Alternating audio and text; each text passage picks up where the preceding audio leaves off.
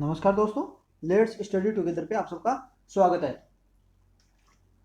आज हम देखेंगे 28 जुलाई 2020 के current affairs with important question and answer. तो करंट अफेयर्स की तरफ बढ़ने से पहले हम आज का मोटिवेशनल कोट देख लेते हैं। Think big, trust yourself and make it happen. दोस्तों, अगर हमें ज़िंदगी में कुछ अलग करना है तो सबसे पहले क्या है, हमें एक सपना लेना होगा, एक ऊंचाई ऊंची सोच रखनी होगी। ये किस लिए? क्योंकि आप देखते हो कि ज़िंदगी में लोग आते हैं और चले जाते हैं। ये एक तरह का क्या, एक सफ़र है। और इस तरह के इसमें हम एक यात्री हैं। तो एक रास्ते से जाना सभी जा सकते हैं, लेकिन उस रास्ते को अच्छा बनाना हर यात्री के मुकाम का काम नहीं होता है। तो क्या है, हमें बड़ा सोचना होगा। एक लोग आते हैं एक डेली रूटीन करके, मतलब सुबह उठे, खाना खाया, अपनी जॉब पे गए, फिर शाम को आया, खाना खा के सो गए, अगले दिन एक रूटीन बन जाता है। तो वो कोई थिंक बिग नहीं हो गया। अगर आपको कुछ अलग करना है, जैसे हमारे अपने एक उदाहरण ले लेते हैं। हमारे पूर्व राष्ट्रपति डॉक्टर एपीजे अब्दुल कलाम हो गए, जो अपने बचपन में क्या है, अखबार बेचते थे। ठीक है, एक मछुआरे के लड़के थे। तो अगर उन्होंने अगर अलग नहीं सोचा होता तो आज क्या वो देश के राष्ट्रपति होते, एक मिसाइल मैन कहलाते। तो उनकी सोच बड़ी होनी चाहिए, पर जो कंडीशंस होती है ना आदमी की, वो मायने कभी नहीं देती कि अगर आपकी सोच बड़ी है। तो एक मछुआरे का बच्चा जो रामेश्वरम के एक छोटे से गांव में, मछुआरे का बच्चा जो देश का राष्ट्रपति बन गए, और एक मिसाइल मैन भी, एक मतलब पूरे वर्ल्ड में मिसाइल मैन के नाम से जाने जाते हैं। तो वो होती है एक सोच अलग होती है, सबसे सोच अलग रखिए। फिर आप जो खुद राष्ट्रपति अब्दुल कलाम खुद कहते थे कि आपको अगर कुछ करना है तो सबसे पहले सपना लेना सीखो। आपका सपना बड़ा होना चाहिए, लेकिन सपना वो होना चाहिए जो रात को सोते हुए नहीं, कभी नहीं होना चाहिए। सपना वो होना चाहिए जो रात को सोने ना दे। मतलब आपका सपना ऊंचा होना चाहिए और आपके उसके प्रति डेडिकेशन होना चाहिए। तो हमेशा आप बड़ा सोचिए कि हमें कुछ अलग करना है। अगर उसके करने उस सोचने के बाद आप क्या कीजिए, अपने अंदर ट्रस्ट बिल्डअप कीजिए। कि आपके अंदर वो ट्रस्ट होना चाहिए खुद के अंदर। आपको आपकी लिमिटेशन हमें पता नहीं होनी चाहिए। ये नहीं आप अपने आप को लिमिट कर दो, लिमिटेशन को आप अलग बिठा दीजिए। ठीक है, और आपके अंदर इतना ट्रस्ट बिल्ड कर देना है कि आप उस लक्ष्य को पा सको। फिर क्या है, मेक इट हैपन। क्या है कि अगर आपने अच्छा ऊंचा सोच लिया, अपने आप के अंदर ट्रस्ट बिल्डअप कर लिया, फिर आप अगर जो सपने को देखा है, आपने जिस लक्ष्य को मतलब सोचा है, उसके हिसाब से काम करना भी आपको शुरू करना है। इसीलिए कहा गया देन मेक इट हैपन, कि उसके बाद लक्ष्य सोचने के बाद, अपने आप में ट्रस्ट बिल्डअप करने के बाद, उसके प्रति अपना काम शुरू कर दीजिए। और जब आप ये तीनों चीजें कर लोगे तो वो लक्ष्य आपका होगा और आप अलग से नाम लिख दोगे। तो आज से ही अपना काम शुरू कर दीजिए आप, क्योंकि कल कभी नहीं आता है। तो आज के जो करंट अफेयर्स है वो देख लेते हैं, क्योंकि जो कल हमने करंट अफेयर्स में क्वेश्चन पूछे थे, सबसे पहले उनके आंसर देख लेते हैं। Which country has recently joint international alliance, solar alliance. तो सबसे पहले इंटरनेशनल सोलर अलायंस को बता देता हूँ। ये एक जो भारत और फ्रांस की दोनों ने, कि जो भारत और फ्रांस के दोनों की एग्रीमेंट से बनाया, मतलब दोनों ने आगे आके ये इंटरनेशनल सोलर अलायंस बनाया है, जिसका हेडक्वार्टर गुरुग्राम हरियाणा में है। ये जो ट्रॉपिक ऑफ कैंसर और ट्रॉपिक ऑफ कैप्रिकॉर्न के दोनों के बीच में आने वाली कंट्री है, जहाँ पे सबसे ज़्यादा सनलाइट रहती है, उन देशों का एक अलायंस है। और भी जुड़ सकता है, लेकिन मैक्सिमम इन्हीं देशों ने अलायंस बनाया है। 121 कंट्रीज के लगभग इन्हों का एक अलायंस है। तो अभी रिसेंटली क्या, निकारागुआ इसका एक मेंबर बना है। तो निकारागुआ के बारे में बता देता हूँ कि ये हो गया, जैसे नॉर्थ अमेरिका हो गया, और ये नीचे इधर पनामा नहर के पास जो ये एक लिंक जोड़ता है, और नीचे साउथ अमेरिका है। तो यहाँ पे निकारागुआ कंट्री है। नेक्स्ट न्यूज देख लेते हैं। Which country has collaborated with India for development of ultra rapid test kit. मतलब कोविड का अल्ट्रा रैपिड टेस्ट किट में जो डिफेंस ऑर्गेनाइजेशन है, वो कौन सी दो कंट्रियों का इंडिया के साथ जुड़ा है, तो वो इजराइल है। Next news, which organisation income tax department provide PAN data. मतलब कौन सी एजेंसी को, कौन से ऑर्गेनाइजेशन को income tax department PAN data provide करा रहा है, कि जो कैश ट्रांजेक्शन है, जो 10 लाख से ऊपर है, जो सस्पिशियस ट्रांजेक्शन है, उनके बारे में पता लगाने के लिए। तो वह financial intelligence unit. Run to move a marathon for, ये रन टू मूव एक मैराथन ऑर्गेनाइज की गई थी। किसके लिए की गई थी? Raising fund for needy coaches. कि कोविड-19 के चलते जो स्पोर्ट्स के कोच हैं, उनको कोई काम नहीं रह गया, तो मतलब उनको अभी गुजारे के लिए टाइम नहीं रहा, वो मतलब कुछ काम नहीं रहा, क्योंकि स्पोर्ट्स एक्टिविटी सारी बंद होगी। और जो स्पोर्ट्स का स्टाफ है उसके लिए भी अभी गुजारा मतलब मुश्किल हो गया था। तो उन्हीं के लिए जो फंड रेज करने के लिए ये रन टू मैराथन, एक जो मैराथन ऑर्गेनाइज की गई थी। नेक्स्ट देखते हैं, इंडियाज फर्स्ट पब्लिक ईवी। तो इसमें आप याद रखना ना, पब्लिक ईवी है ना, जो गवर्नमेंट के द्वारा स्टैब्लिश किया गया है। कहाँ? न्यू दिल्ली में स्टैब्लिश किया गया है। Indian navy has concluded PASSEX exercise with US near island Andaman and Nicobar. Name of the US carrier is Nimitz. जो आइलैंड कौन सा था? अंडमान एंड निकोबार था, और यूएस कैरियर का नाम निमित्ज था। जब भारत और चाइना के बीच में स्टैंड अप हुआ था, उसी समय क्या है जब ये चाइना क्या है, अपने साउथ चाइना सी है उसके अंदर अपना दबदबा जमा रहा था कि साउथ चाइना सी मेरा है। लेकिन जो यूएन का जो इंटरनेशनल सी के ऊपर ट्रेटी है उसमें है कि जब आपका एक्सक्लूसिव इकोनॉमिक जोन खत्म हो जाता है उसके बाद जो भी सी है, मतलब 200 नॉटिकल माइल्स के बाद जो सी है उसमें पूरे वर्ल्ड की सी कहीं भी कुछ कर सकती है, घूम सकती है, मतलब ओपन ओशियन है, किसी का वो घर का नहीं है। तो उसी के लिए वो जब अमेरिका ने क्या किया था, अपनी जो वारशिप है वो वहां पे भेज दी थी। और दूसरी तरफ एक तरफ इनडायरेक्टली क्या इंडिया को एक सपोर्ट था ये पॉलिटिकल प्रेशर बनने के लिए। तो जब वहां से वापस आ रही थी स्टेट ऑफ मलक्का से होती हुई, जो यूएस कैरियर निमित झा वो वापस आ रहा था, तो आते समय उसने अंडमान और निकोबार के समय, अंडमान निकोबार द्वीप समूह के पास भारतीय नेवी के साथ उसने पास एक्सरसाइज की थी। और ये आप ही मत देख लेना केवल अमेरिका के पास, अमेरिका ही साथ ही उसके, इससे पहले ये जापान और फ्रांस के साथ भी हम ये पास एक्सरसाइज कर चुके हैं। नेक्स्ट न्यूज है, the solar orbiter mission is a partnership of two space agency. तो ये एक तो ये यूरोपियन स्पेस एजेंसी होगी और दूसरी होगी नासा होगी, जो नेशनल एरोनॉटिकल स्पेस एजेंसी होगी। नेक्स्ट न्यूज है, फेस्ट सुपर जायंट आइसोपोड। तो एक तरह का एक कॉकरोच है, ये इसका नाम है बैथेमस राक्षस, जो अभी जो इंडोनेशिया का जकार्ता आइलैंड है उसके पास ये मिला है। तो चलो आज की न्यूज देख लेते हैं अभी। आज है वर्ल्ड हेपेटाइटिस डे 28 जुलाई को। इसको इसका इसका एम है to raise global awareness about hepatitis. तो हेपेटाइटिस के बारे में ग्लोबल अवेयरनेस बढ़ाने के लिए ये दिन सेलिब्रेट किया जाता है। तो हेपेटाइटिस कितने प्रकार का होता है, तो ये A hepatitis B C D and E type का, मतलब 5 टाइप का हेपेटाइटिस होता है। और ये इतनी एक्यूट डिजीज है, क्रोनिक डिजीज है, लगभग हर साल 1.34 मतलब 13 लाख के लगभग लोगों को ये मतलब मार देती है। ठीक है, कि अप्रोक्सीमेट 13,40,000 लोग इससे हर साल मरते हैं। तो world hepatitis is one of the 8 official, तो इसमें क्या है, वर्ल्ड हेपेटाइटिस डे है जो one of the 8 official global क्या है पब्लिक हेल्थ कैंपेन, जो 8 में से एक है ग्लोबल हेल्थ कैंपेन है जो कि वर्ल्ड हेल्थ ऑर्गेनाइजेशन के द्वारा चलाया जा रहा है। तो मतलब 8 में से कौन है, तो और कौन कौन से हैं, एक तो हो गया वर्ल्ड हेल्थ डे हो गया, तो ये आप याद कर लेना आपके लिए इंपॉर्टेंट हो गया। पहला पहला हो गया वर्ल्ड हेपेटाइटिस डे हो गया जो 28 जुलाई को हो गया। वर्ल्ड हेल्थ डे 7 अप्रैल को हो गया। वर्ल्ड ब्लड डोनर डे 14 जून को हो गया। वर्ल्ड इम्यूनाइजेशन वीक हो गया जो last week of the June होता है। वर्ल्ड ट्यूबरकुलोसिस डे जो 24 मार्च होता है।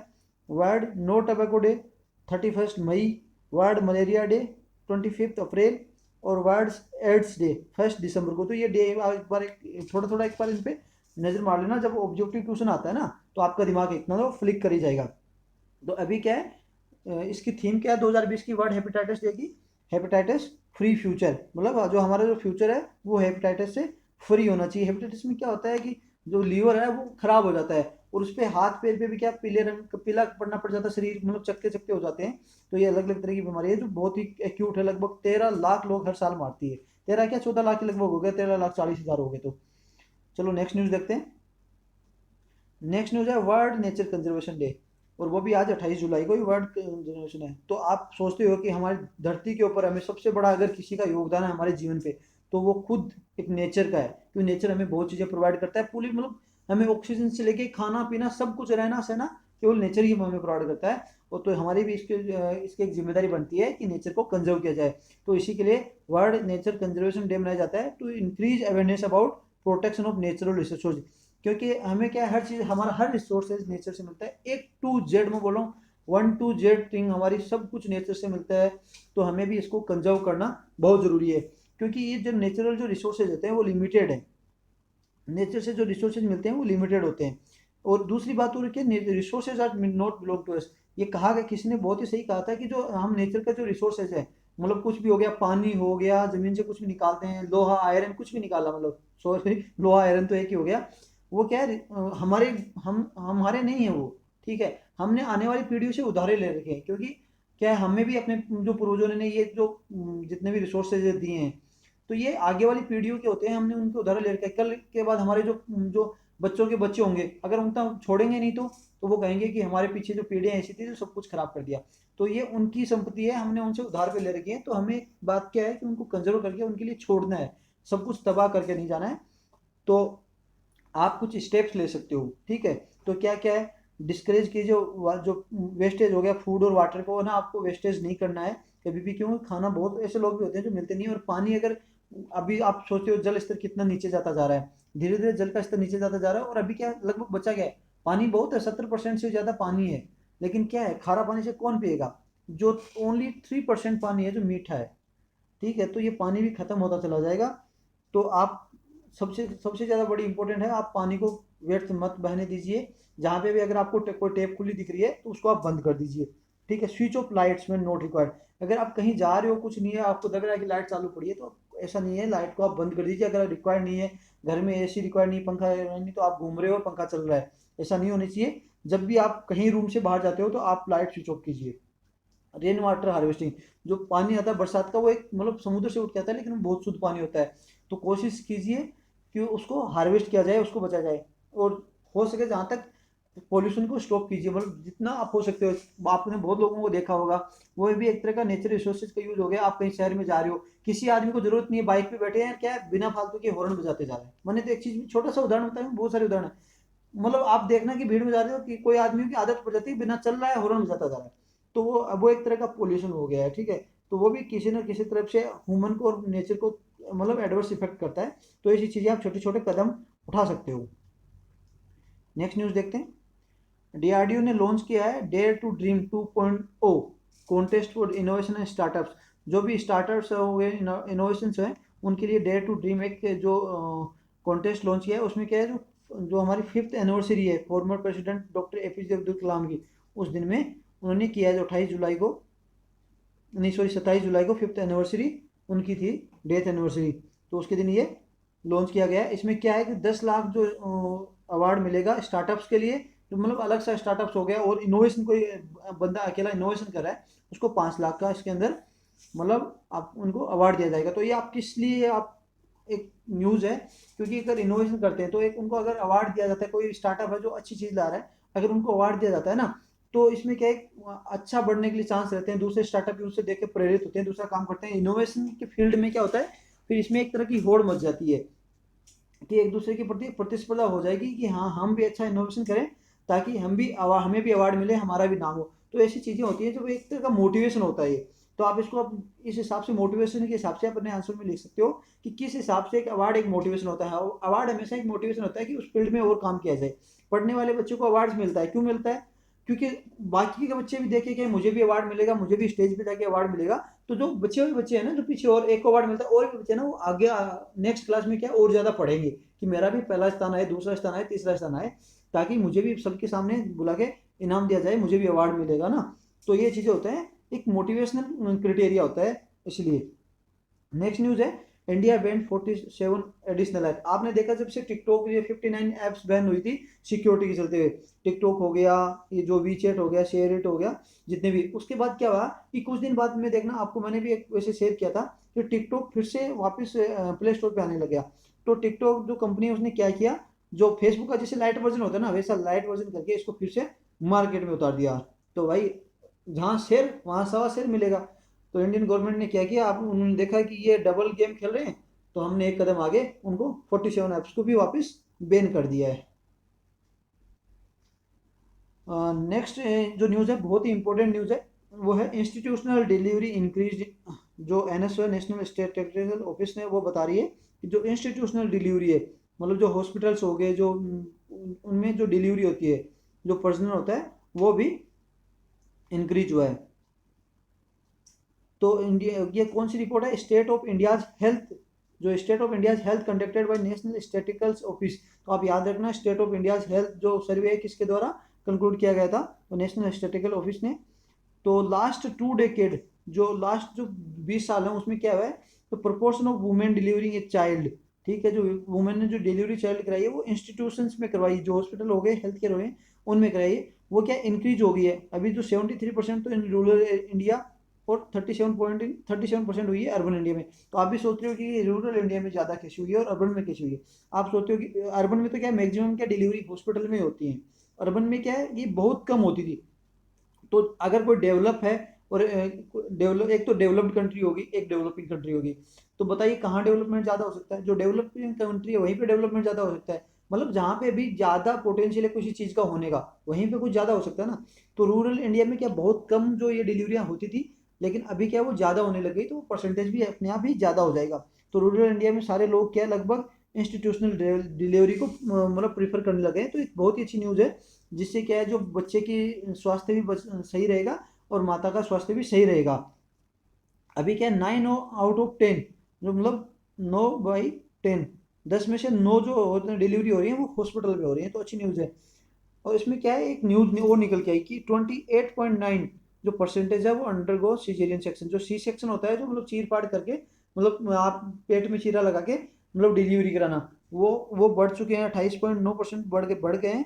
और इससे क्या होता है कि चाइल्ड बर्थ होती है उसमें जो कॉस्ट भी ज़्यादा लगती है। एक तो नॉर्मल डिलीवरी होगी तो उसमें कॉस्ट ज़्यादा नहीं लगेगी, आप वहाँ पे ऑपरेशन कराते हो तो वहाँ कॉस्ट भी ज़्यादा लगती है।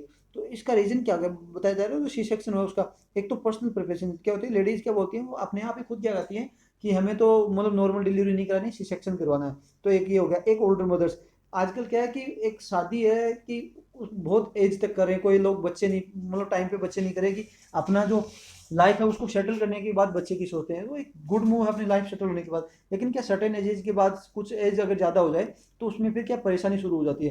तो अगर ओल्डर मदर होगी तो फिर वो सी सेक्शन पे जाती हैं। और नेक्स्ट है जो बहुत इंपॉर्टेंट है, एक है प्राइवेट हॉस्पिटल। ये बहुत ही इंपॉर्टेंट है।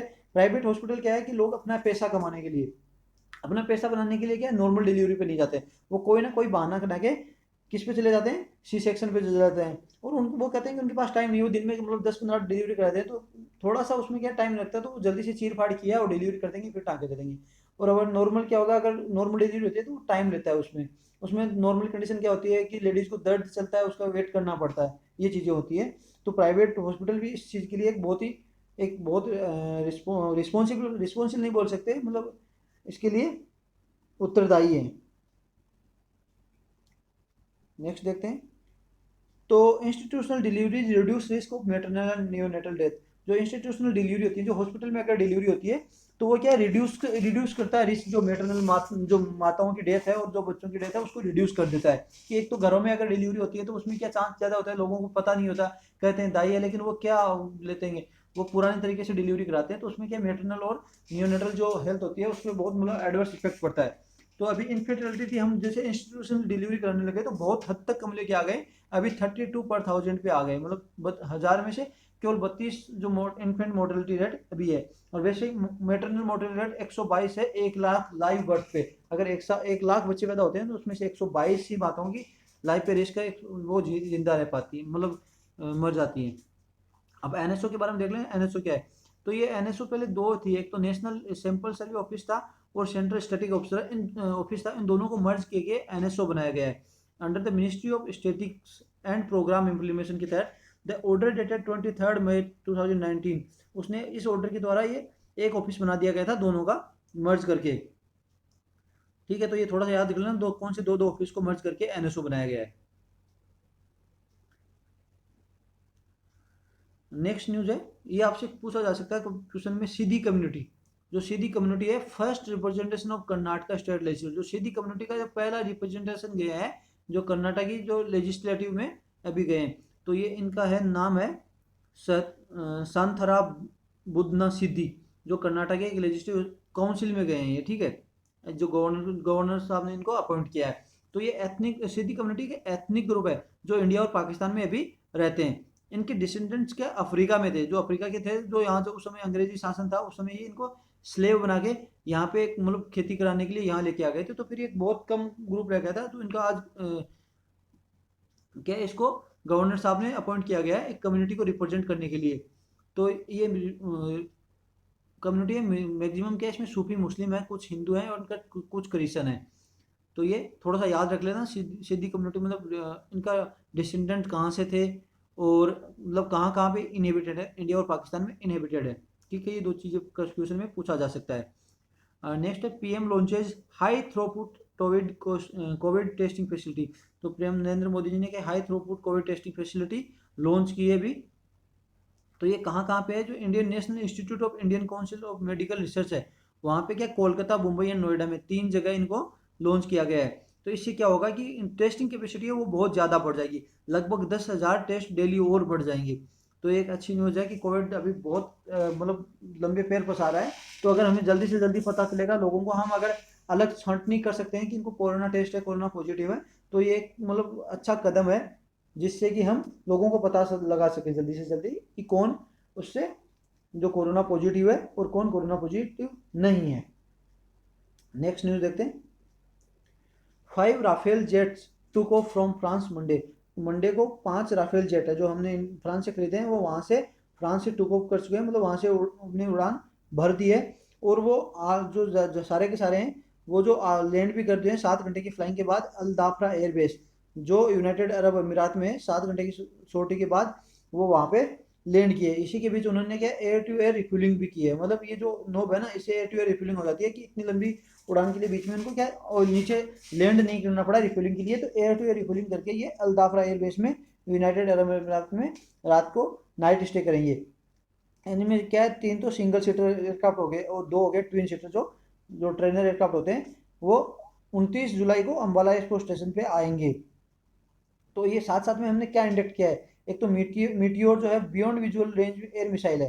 तो बियॉन्ड विजुअल मतलब आपको मतलब सामने आपको टारगेट देखने की जरूरत नहीं है, आपको टारगेट से राडार में लॉक करना है, फिर मिसाइल अपने आप उसको खोज लेगी। तो 150 मीटर तक, 150 किलोमीटर तक दूरी तक आप बियॉन्ड विजुअल, आप हवा में कोई भी टारगेट को राडार में लॉक कीजिए, चाहे आपको टारगेट दिखाई दे रहा हो नहीं दे रहा हो, आपने राडार में लॉक किया, वो मिसाइल एक तो लॉन्च लॉन्च हमने इंडक्ट की है। दूसरा है स्कल्प, जो लॉन्ग रेंज मिसाइल है, air to ground range, air to ground है कि बहुत दूरी तक एयर टू ग्राउंड मिसाइल है, वो स्काल्प। तीसरी MICA, multi mission, multi mission या to air to air missile है। जो ये मल्टी मिशन है मतलब मिशन चेंज हो सकता है, रोल चेंज हो सकता है, फाइटिंग में हो गया, बॉम्बिंग में हो गया, तो ये multi mission air to air missile है। थर्ड है HAMMER, highly agile manoeuvrable multi mutation extended range. इसमें क्या है कि बहुत ही जल्दी मेनोवर करती है मिसाइल। तो क्या शॉर्ट रेंज के लिए है, अगर आपको ये होती है डॉग फाइटिंग होती है दो जहाज़ों के बीच में, उसके लिए ज़रूरी है। और अगर डॉग फाइट में क्या है, अगर आप किसी नीचे जा रहे हो, मतलब लो लेवल पे जा रहे हो और आपको कोई एडी गन वगैरह दिख गई, तो उसके क्या है आपको हिट करना है, तो ये मिसाइल काम में आएगी। तो ये एयर टू ग्राउंड मिसाइल है, बिलो 100 किलोमीटर, 100 किलोमीटर इसकी दूरी कम है। ठीक है, तो आप ये याद रख लेना कि फ्रांस मिसाइल, जो फ्रांस से एयरक्राफ्ट हम ले रहे हैं अभी बीच में, ये कहाँ पे मतलब स्टे किया है, तो ऐसी चीज़ें आपको ये पूछा जा सकता है। तो आप देख लीजिए फ्रांस, ये हो गया, फ्रांस हो गया यहाँ पे, यहाँ से ये चले हैं और यहाँ पे रात को लैंड किया इन्होंने। ठीक है, तो ये देख लीजिए, आप इस छोटे मैप में देख लीजिए, सऊदी अरबिया से ये रहा। अब तो आप ये साथ साथ में पर्शियन गल्फ भी देख लेना, मस्कत हो गया, अबू धाबी हो गया, ये चीज़ें भी देख लेना थोड़ा सा। ये मतलब मैप बेस्ड क्वेश्चन में आपसे पूछा जा सकता है। अब यहाँ से ये टेक ऑफ करके फिर अम्बाला में यहाँ पे लैंड 29 जुलाई को करेंगे। अभी important question, theme of the world hepatitis day 2020। तो आपको वर्ल्ड हेपेटाइटिस डे 2020 की थीम बतानी है। वर्ल्ड एड्स डे कब कब मनाया जाता है। थर्ड क्वेश्चन है डेयर टू ड्रीम कॉन्टेस्ट किसके द्वारा लॉन्च किया गया है। तो state of India health conducted survey, ये सर्वे किसके द्वारा कंडक्ट किया गया है। PM Narendra Modi inaugurated COVID testing centre in 3 cities. तो उन 3 सिटियों के नाम बताने हैं आपको। नेक्स्ट न्यूज है Al Dhafra airbase located in which country, मतलब आपको मैप पे क्वेश्चन मैंने बताया था ना कौन सी कंट्री में लोकेटेड है, वहाँ पे आपको मैप दे दिया जाएगा नंबर 1 नंबर 2 नंबर 3 कैसे भी। तो अल्दाफरा एयरबेस कौन सी कंट्री में लोकेटेड है, तो आपको पता होना चाहिए। Which organisation has launch 15 crore fund for supporting R&D Russia India joint technology assessment. तो ठीक है, तो मैंने एक कल कल परसों ही आपको न्यूज़ में बताया था, उसका आप देख लीजिए कौन सा ऑर्गेनाइजेशन जिसने 15 करोड़ का फंड लॉन्च किया है। R&D ये आज की न्यूज़ में से नहीं, 2 दिन पहले की न्यूज़ में से है। ठीक है, तो इंपॉर्टेंट क्वेश्चन लगा तो आपको पूछा जा सकता है, तो इसीलिए मैं ले आया। The world class state of art honey testing laboratory recently inaugurated. जो world class state of art honey एक टेस्टिंग लेबोरेटरी अभी इनोग्रेट की गई है, तो वो कहाँ पे की गई है। इससे क्या होगा कि जो फार्मर है, जो कम्युनिटी है, बी कीपिंग मिशन क्या है वो बढ़ेगा, बी लोग क्या है ज़्यादा से ज़्यादा बी कीपिंग जो है वो करेंगे। उससे क्या होगा, शहद क्या है, हम एक लोकल लेवल पे उसको एक ब्रांड दे पाएंगे तथा दूर विदेशों में भी उसको फिर भेजा जाएगा। तो आप देख लीजिए हनी टेस्टिंग लेबोरेटरी कहाँ बनी है। नेक्स्ट है global forest resources assessment 2020 report, ये किसके द्वारा रिलीज की गई है। जो ग्लोबल फॉरेस्ट रिसोर्सेज है कि अभी कहाँ कहाँ फॉरेस्ट का मतलब एरिया बढ़ा है, कहाँ कहाँ कम हुआ है, तो एक रिपोर्ट ग्लोबल है। और अभी बता दूँ 31% ऑल ओवर वर्ल्ड में फॉरेस्ट अभी है, और मिनिमम 33% तो होना चाहिए, लेकिन अभी 31% है। नेक्स्ट है, इसी में जो ग्लोबल फॉरेस्ट रिपोर्ट है उसमें इंडिया का कौन सा रैंक मिला है, जो इंडिया ने क्या है अभी फॉरेस्ट में जो गेन किया है, जो ग्लोबल फॉरेस्ट है उसमें जो फॉरेस्ट का जो एरिया है उसमें इंडिया ने गेन किया है, तो जो गेन वाले जो देश है उनमें से इंडिया का कौन सा स्थान है, तो ये भी पूछा गया है। तो आप या तो आपको पढ़ना है तो पुराने जो हमारी वीडियो है उसमें देख लीजिए, ठीक है, और आप ये आंसर कमेंट बॉक्स में लिख दीजिए, या आप फिर भी अपने आप देख सकते हैं, मैं कल इनका सबका आंसर आपको बता दूंगा। तो आज की न्यूज़ के लिए इतना ही। अगर आपको वीडियो पसंद आया हो तो लाइक कीजिएगा, शेयर कीजिएगा एंड सब्सक्राइब कीजिएगा। और हाँ, अगर आपको वीडियो अगर डिसलाइक किया हो, अगर आपको अच्छा नहीं लगा हो तो आप डिसलाइक कीजिएगा, लेकिन कमेंट बॉक्स में ज़रूर बताइएगा डिसलाइक क्यों किया है, ताकि हम उसमें सुधार कर सकें। और दूसरी बात, आप इस पूरी न्यूज़ का पीडीएफ डाउनलोड कर सकते हो skbitser.blogspot.com पे, and last of the blog आपको पीडीएफ मिल जाएगी। तो आज की न्यूज़ के लिए इतना ही। जय हिंद, जय भारत।